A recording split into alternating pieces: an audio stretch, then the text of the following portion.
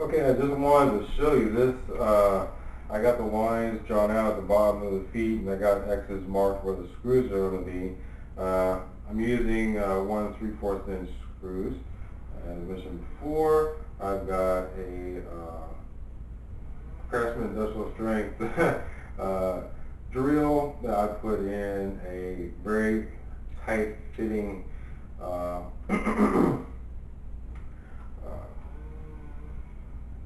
Phillips head bit into it, so it'll be nice and secure. Now, one of the things I like to do, I found out through trial and error, is when if I'm holding the screw here and I'm trying to sit there and feed this in, put pressure, sometimes it goes off to off on an angle, and I get I messed up screw it. I have to back it out and have to redo it. So what I've come to find is take a hammer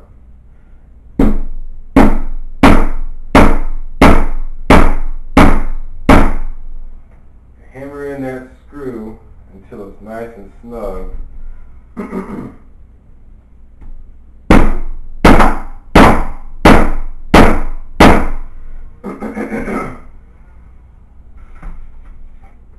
I just get my drill, get it onto the head. Now remember, you got to sink these in just a little bit. Now this is soft pine, so it'll sink really quick, so I just have to be a little careful here. See, it already had a little bit of wiggle in it, but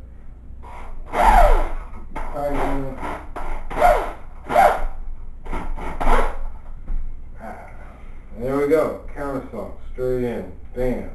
Unlike my prototype, it had some pieces all sticking up and it was a little wobbly there. Alright, so nice pressure straight down. Countersunk. And voila, I've already done the other two on that end. I'll go ahead and put in the other screws for this one and that one, and then we'll move on. Okay, now that I have everything attached together, I'm going to attach the shoes to the stilts. I got glue gun. It's a multi-temp glue. I would suggest using high temp. I'll move to that next time. The reason being, they say it comes apart. I've said this before, but just want to emphasize on using the right stuff. This is just to sit there and hold this together before I screw it down. So I'm just going to look here, see where it's going to down, add my glue.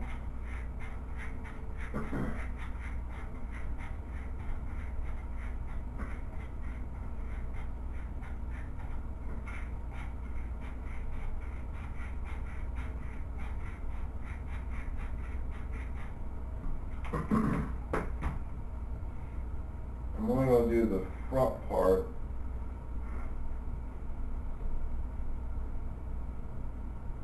Because after this cools, I can just bend it forward and get the back piece. Only takes about 20 seconds, it says, for it to cool.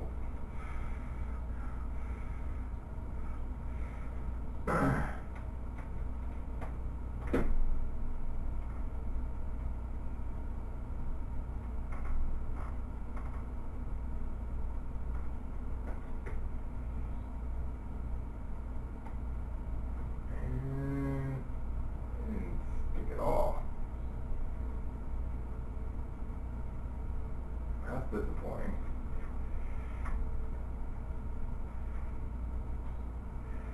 Well, let's go to the more direct approach.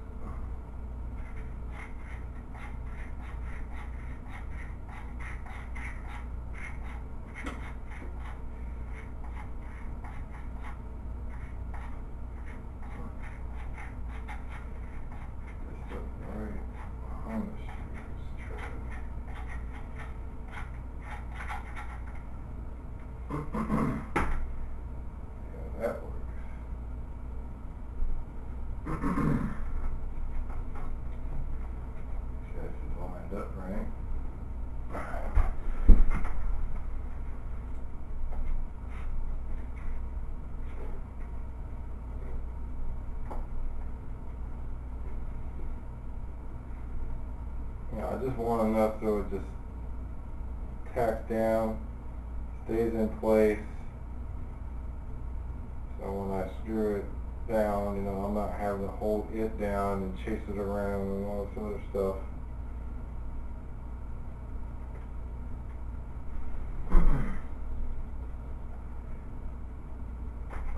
Alright.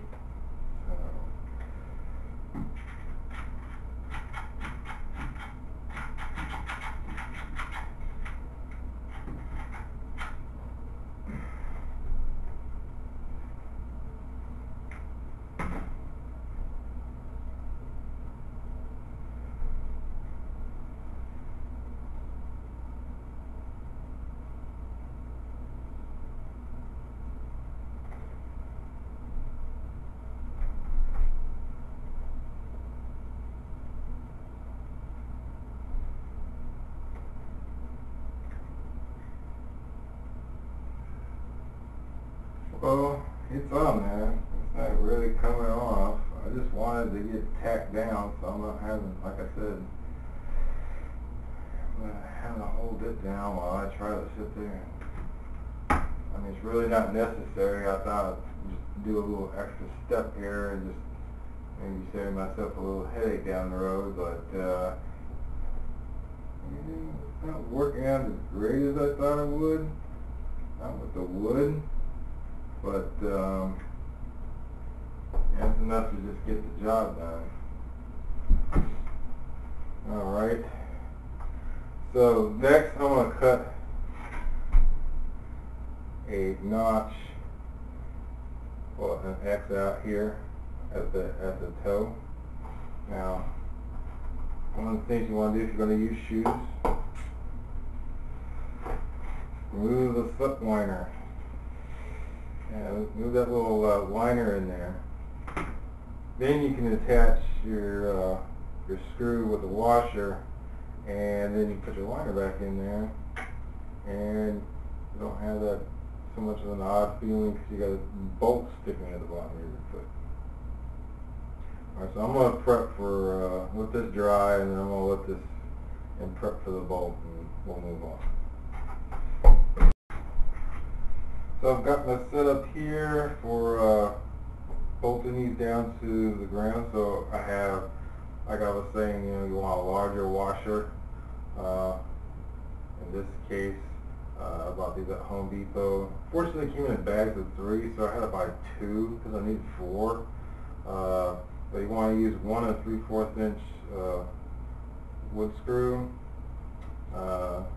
This particular washer here, let me read the bag for you.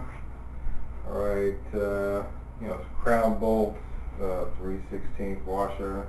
It comes in like a $1.18 bag at Home Depot, and I got 4 of those. Now, some of the stuff I have got it off the old ones, but I decided to just go ahead and buy new stuff and then give you the total so you'll know, you know, how much all this stuff's going to cost. So I already got the screw and the bolt, I'm sorry, the wood screw is the washer. The washer's already inside the shoe. I cut a hole in the top here, wide enough so, you know, I can screw through and bear down and go straight into the wood. And I've lined it up. I am going to, wow, the washer came loose. Alright.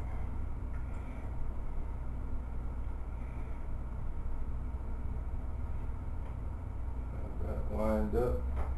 I'm going to hold it a little bit with my fingers on the inside. Be careful about doing that. I'm not a professional. So I just want to get it through the shoe first. Oh, I got it in reverse. Alright.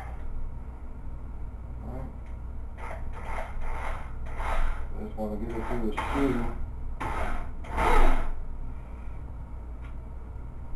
And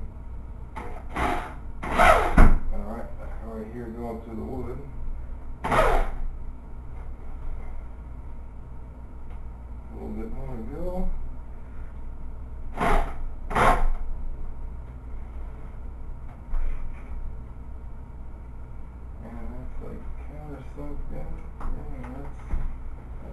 That's all it is, folks. Now see, the glue didn't do too great, so yeah, that was one of the reasons, because I would glue this in, and then when it started turning, the shoe would shift off, and then I'd have to sit there and twist it back of the paint. Alright, so you want to get this right at the back of the arch.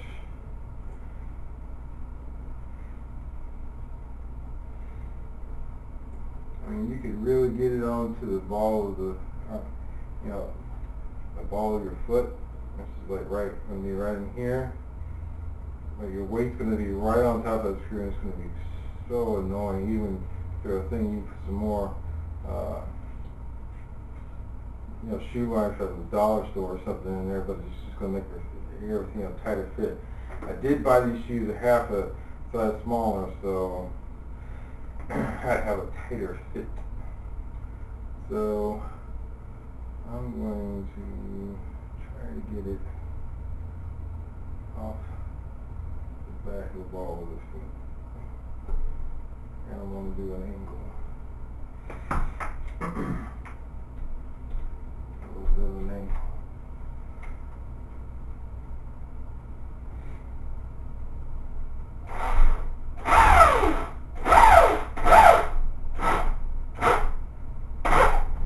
See what I'm talking about? I'm going to smack myself and you know where with that. Alright, so that ain't going nowhere. Put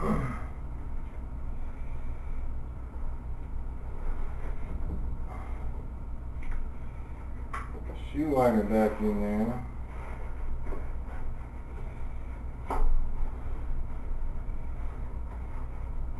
Also, you want to make sure that whatever shoe liner you have goes in there properly.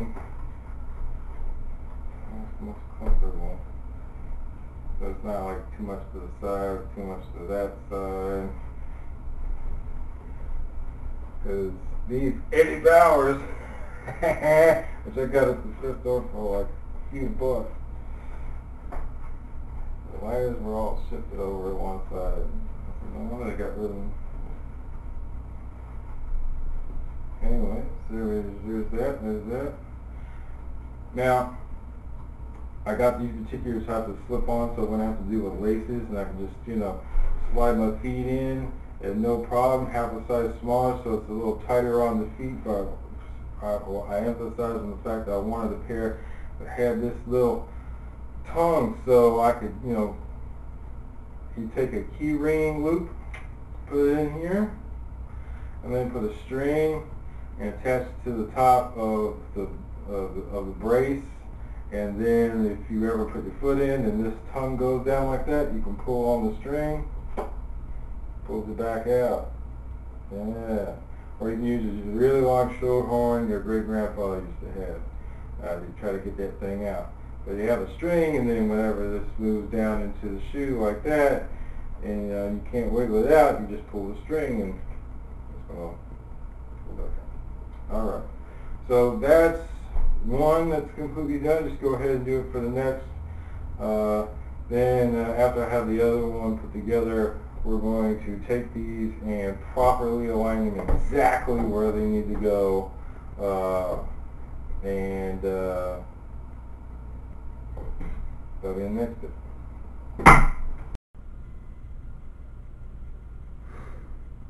Okay, we have here a fully assembled leg brace before it's actually attached to the wooden frame. As you can see, it takes 4 screws. Before I said I was going to make it 1 inch, I actually went with a 3/4 of an inch screw, which are perfect. I'm sticking with the original PVC pipe couplings, which is basically you take the 4-inch pipe, cut the piece in half, and then just take the heat gun and make it wider. I'm sticking with it because you know, if I made it any wider to go more around my leg, then the strap just comes less effective. Now I've placed the strap in there, and it's really secured. All I did was I put it between these two bolts, and now because it's between those two bolts and it's bolted down, it ain't going nowhere.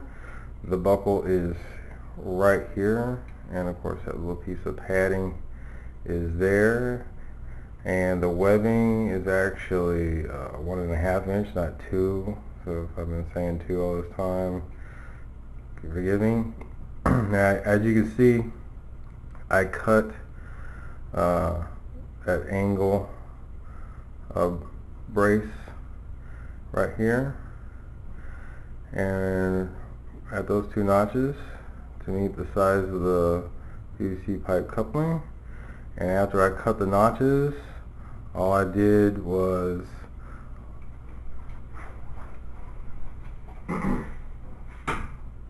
this one, lay it flat onto my table there, and then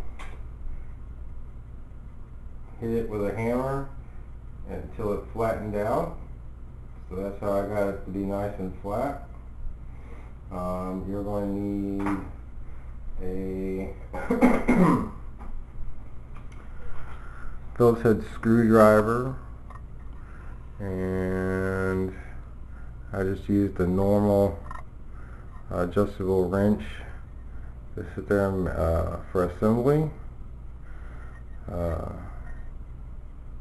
I wouldn't, you could use a socket wrench, because now those screws are, bolts are shorter. You get a socket around that now. I wouldn't put it on there super tight. Just get it on, just a little bit beyond finger tight, because you don't want to crack that PVC. Alright, so now we got that assembled. Over here I have my braces ready to go, and are now being attached to there. And I made some modifications to it. I'm going to swing this around so I can bring it in for you to see. So right where the corners of the wood met, I need a little bit more room. So I just took a Dremel, or you could use an X-Acto knife blade or any type of blade, and I knocked out a little bit so I can stay within my parameters that I want, and it's, to snug it up to the wood. I also cut a little bit out around the shoe, and now everything fits exactly where I want it. Again, that might not be necessary for you, but for me, this is what I wanted. I wasn't going to cut it all the way down at one point. That's why you see the little black line. I was like, why cut all that out when I could just take that little notch out and not ruin the structural integrity of the rest of it, where when I put the screws in along here, it then splits the wood. So alright, next is I'm going to show you how to I'm going to attach this piece here to the left side of the stilt, and then I'm going to show you how to get the proper measurement of how to attach that leg brace to the stilt frame. That way you got it perfectly set for your calf. Okay, I have my right foot set up here. You're going to just do the opposite for the left foot. I was saying is that, just with the left one I was showing you, I put a little notch in there, so it'll butt up to this, so I wouldn't have to cut this back in. And generally, just based on the prototype, it's going to fit in there, right there. It's going to be within my line where I want to attach EVA foam, and it's at an angle Reason being is because this is at an angle. I wouldn't suggest using a flat piece. It bends too much and just doesn't have the stability. So what we want to get here is when it attaches to the wood, we're going to mark how high it's going to go, and if this is the perfect position for attaching it to my leg. Now you want to make sure you get the center of the calf here. You don't want to go too far down, or you don't want to go too high. Go too high, it'll cause circulation to your leg. Go too low, and the strap will just start falling down. So what I'm going to do first, I'm going to put this on.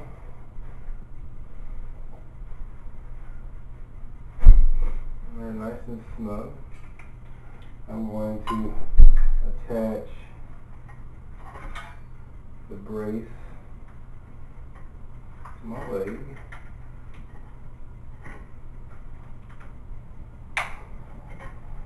Alright, so right there in the center of my calf. And that is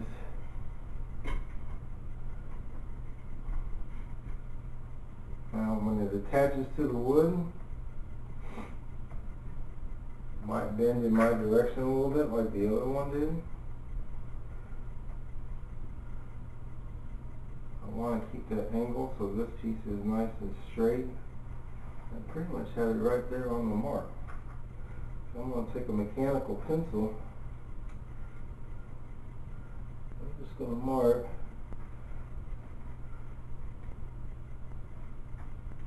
here on the middle, right where the top of that wood is supposed to be.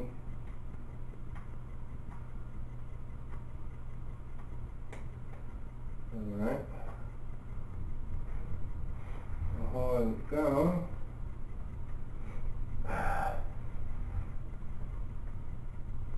One more. The bottom is, I'm going to let go here.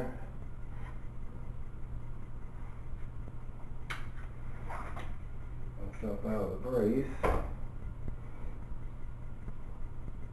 Hold that down. Mark here at the wood, right where the brace is supposed to go, basically.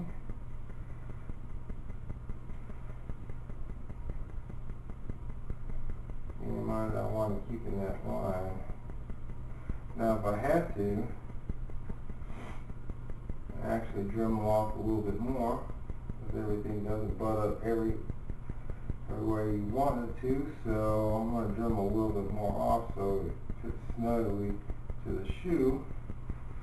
And I see a mark that I made here.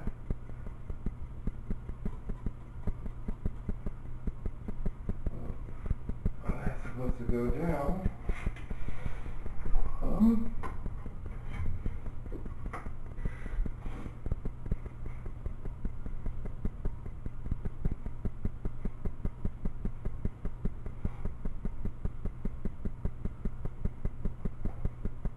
And that is it. And because it's going to be exactly the same for the other side, all I have to do is measure from here to here to make sure I got the exact same thing on the other side. And so next it will be, I will actually glue this piece here to the bottom,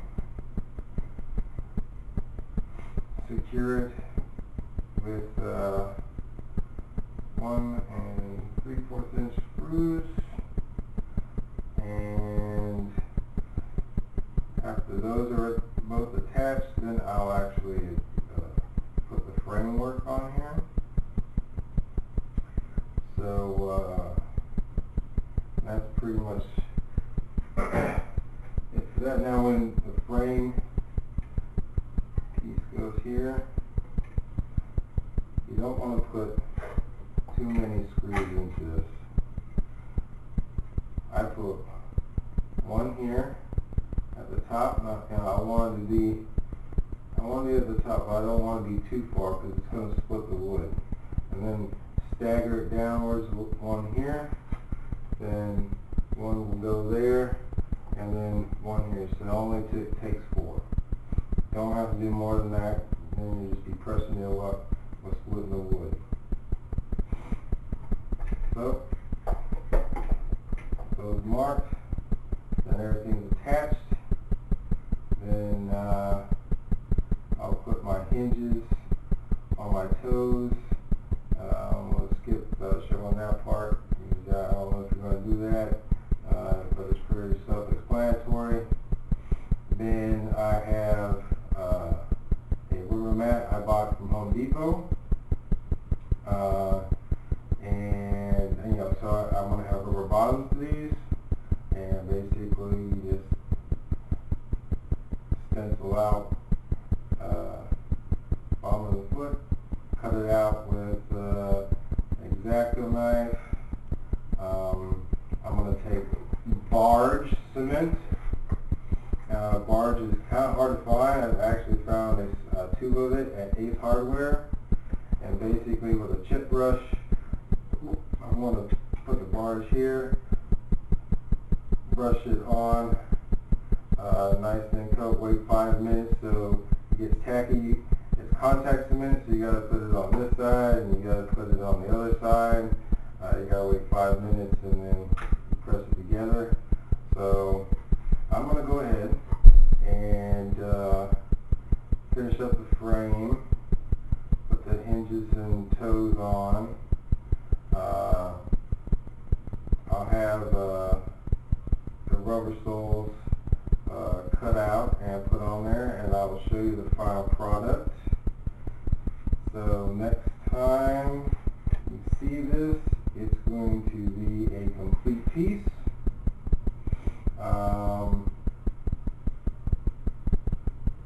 Scratch that. I'm going to sit there and I'm promise you every step. So I'm going to put the framework together and put the hinges on it with the toes, and then I'll show you how I'm going to cut up that mat and rubber mat and use the barge. There are plenty of videos on YouTube about barge and how to use it. This will be my first time doing something that big, so we'll see how it turns out.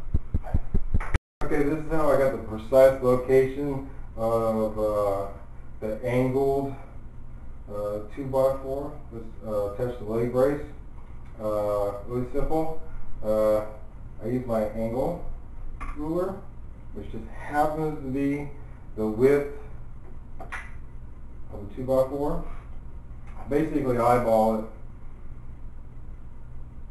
getting a direct line there, and then very firmly hold it in place. Lift it over, mark it with my pencil. Then I measured the distance from this corner to here, which happens to be 1 inch. Transferred it over to here, marked it,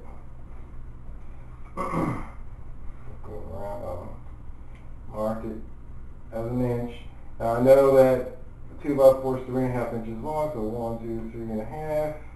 Then I marked 3.5, and that gave me the precise location of the 2x4 on the other side.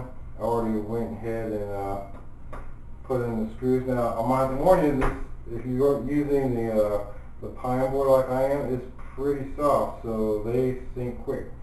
So you need to be careful when sinking those screws. Now I also ran into a unforeseen issue, but it's really easy. And that is with the screw that's going to be anchoring the to the foot plate that the shoe is attached on. I'm going to pan up there, and so you're going to need a screw to anchor it to here, or it's just going to be anchored there at the bottom, and you need a little bit more stability. So all you're going to have to do is back out the screw and the ankle, and then just rotate it around so you get enough room, and then just tap it in there. Now you're going to have to make sure you don't go too far over, or you're too close to the edge, you're going to split the wood. And I already tacked it in with a hammer, and I'm going to go ahead and drive that baby home. Sorry, I got it in reverse though. The shoe will then away.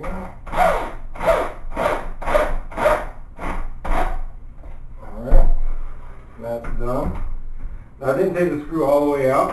I'll let it sit in the shoe so I can try to go back on the same hole.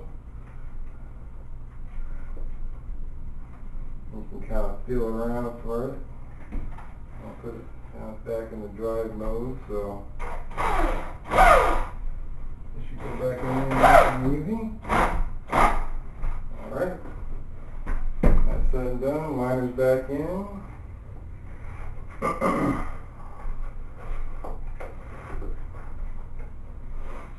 And bam, it's nice and anchored down now. Now I went ahead, and since I had a lot of hot glue at my disposal, I wouldn't put it all around the edges where, and pushed it into the edges here where it seemed like there'd be a space and stuff. It doesn't add too much weight to it, and it just, for me in my own mind, gives me a little bit more stability. So wherever you see gaps or edges or places where it's put together, you'll be in these things for hours walking on all kinds of terrain and stuff, so why not have a little extra protection? So I just went and I just glued pretty much every little seam that my glue gun could get into. I went ahead and did that. So next is going to be the brace. Now, this is not the particular one I had marked off, but the next step is attaching the brace to this frame, and after I get this one marked up, I'll come back and we'll go ahead and do both of those. To attach the braces to the frame, like I mentioned before, I used that little technique where I put them on and then marked where the bottom was, transferred to the other one, and then marked here with the black dots where the screws are going to go. I'm using 1-inch wood screws. Like I mentioned before, you're going to need a washer, and you'll just set it over like this. And you'll need that washer because if you try to screw this into this frame, it's going to go right through the hole. Wham! Every time. So you need something to kind of fill that gap. Now it's got different size holes. It's got the a little bit longer, elongated, rounded holes, and then it has completely circular holes. I am using only these rounded holes here. I guess that way it doesn't get any extra mobility.